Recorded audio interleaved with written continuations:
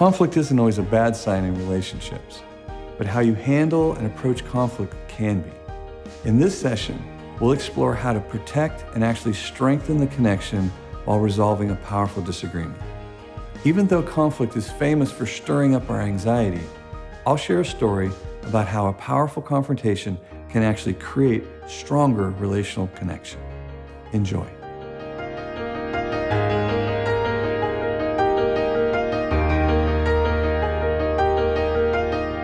Chapter 7 is addressing conflict. Conflict is going to be, it's only going to happen when you have a relationship with another human being.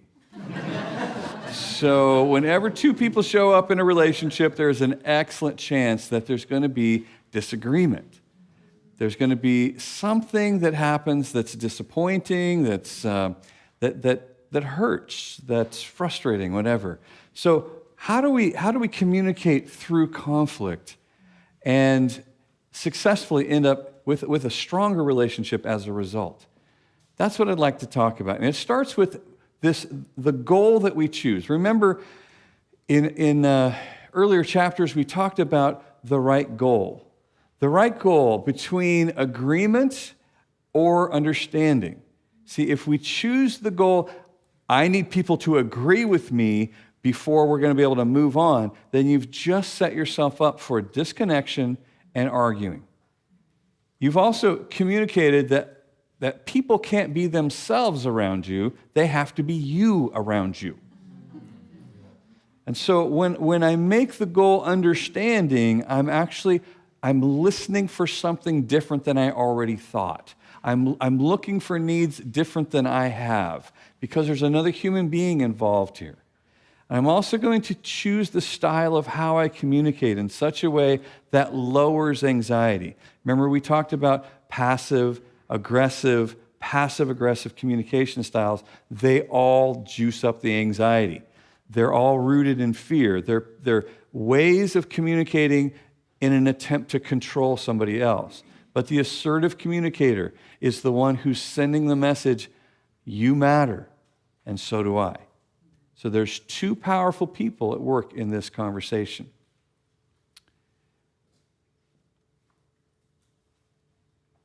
The key is really focusing on the connection. To prioritize the connection in a conflict, I'm going to remember that our relationship is at stake as we discuss this thing we disagree about.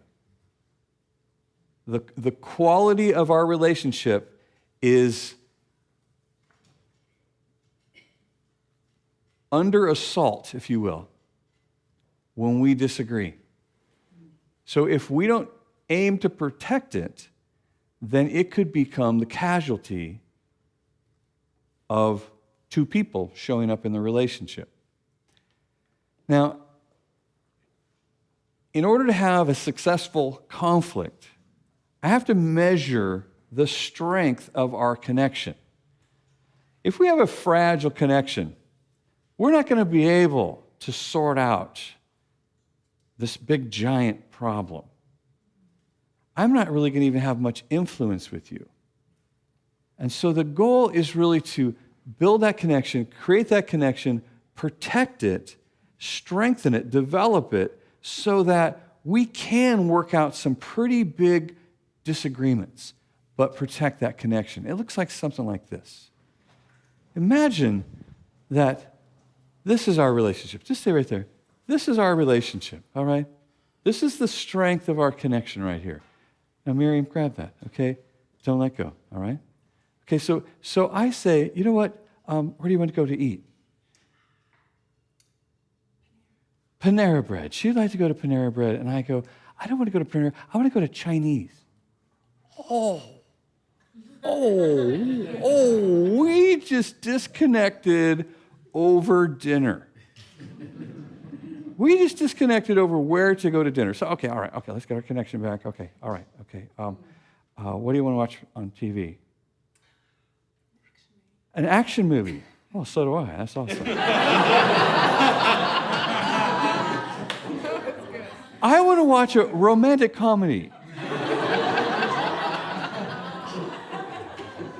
Now we have broken our connection over dinner and a movie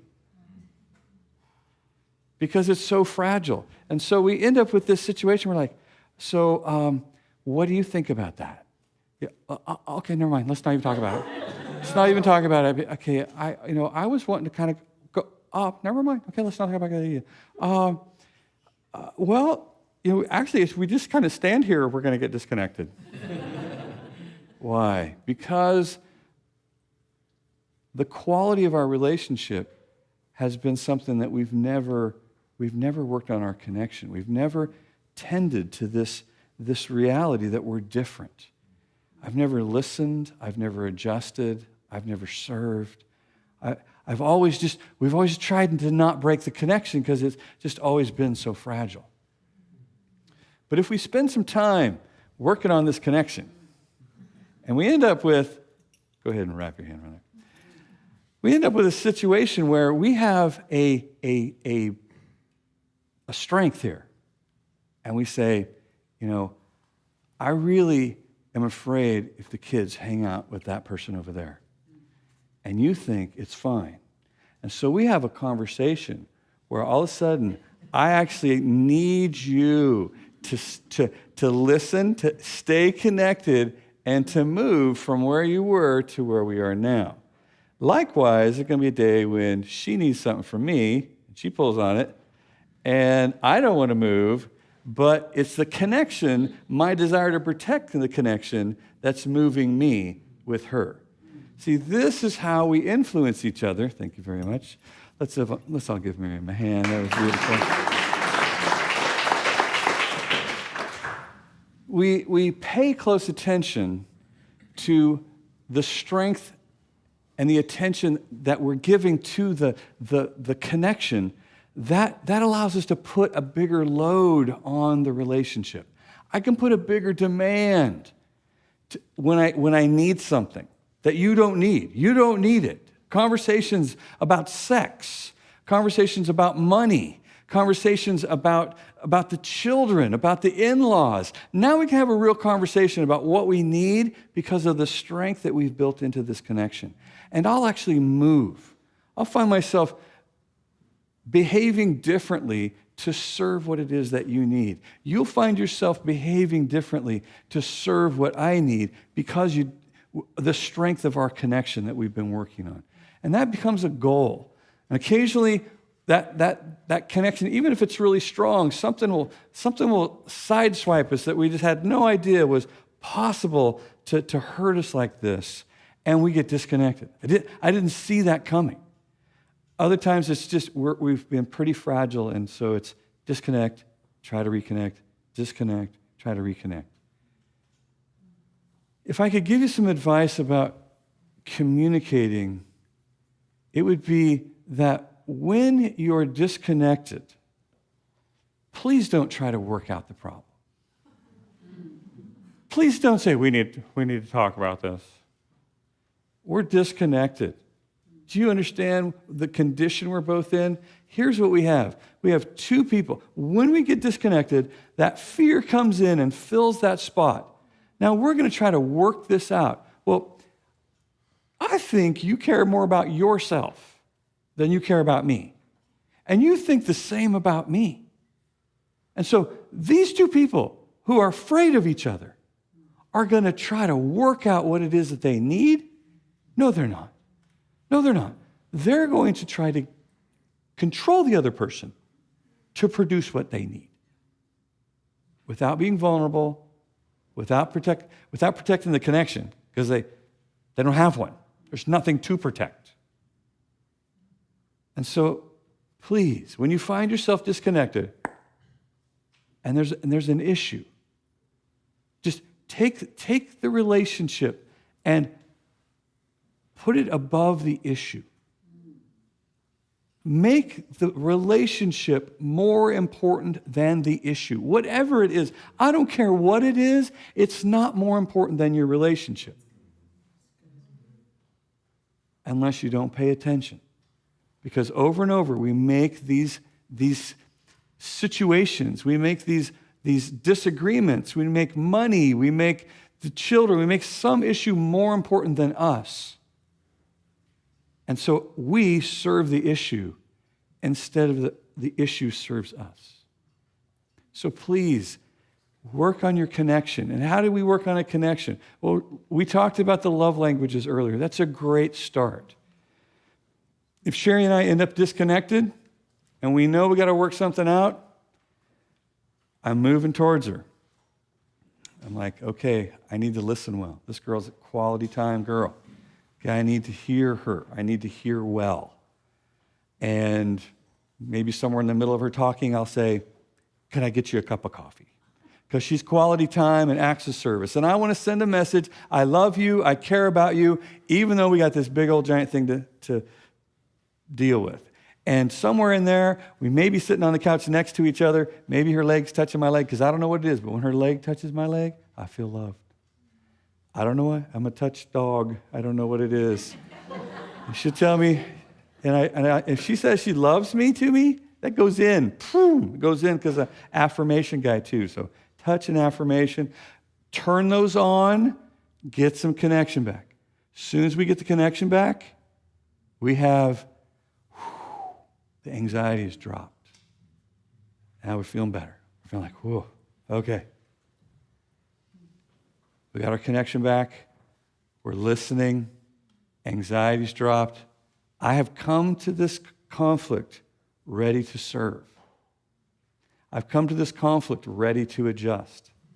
I'm about to get some good information I didn't have, and I'm going to meet a need. I'm going to change the way I've been handling myself in the direction of what it is I know she needs. Maybe she needs to feel valued, because the way I handled that, she felt disrespect, and it hurt her.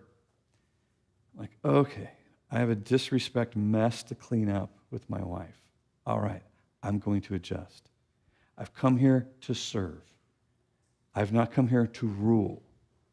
And so in that place of humility, in that place of honor, I'm going to communicate to her that she is more valuable to me than the checkbook.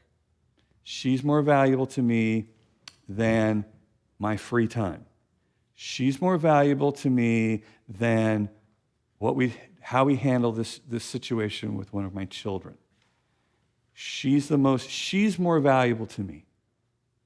And that comes from my willingness to adjust.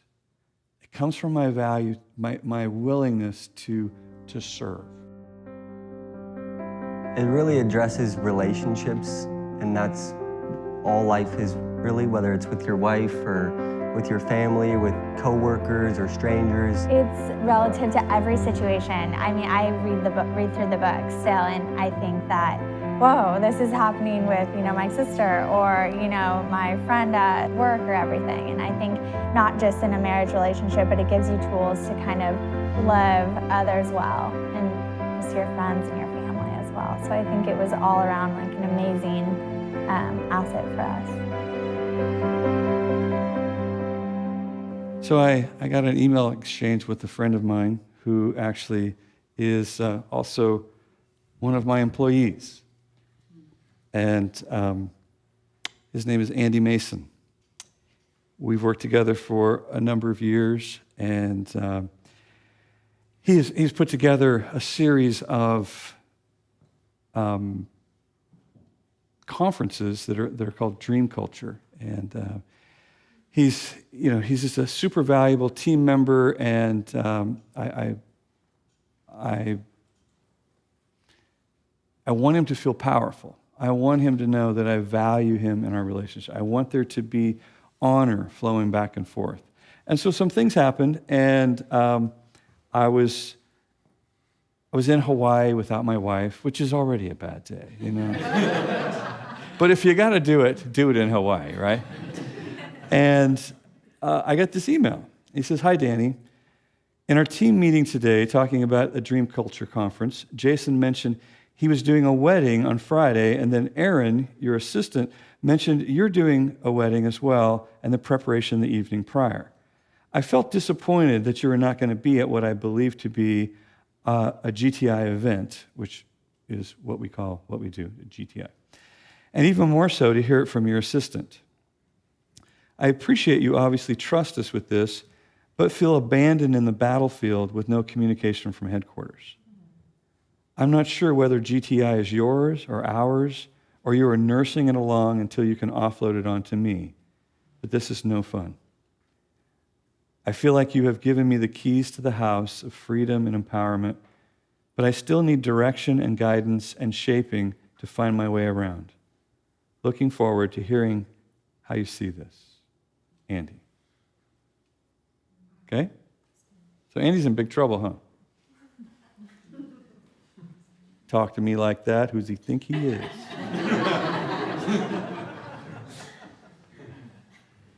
Andy, I'm sorry that you found out this way. I forgot about the overlap. Poor communication on my part. I did see this as something you and Janine would primarily carry, and I didn't think I was creating a problem. I'm not wanting you to ever feel abandoned.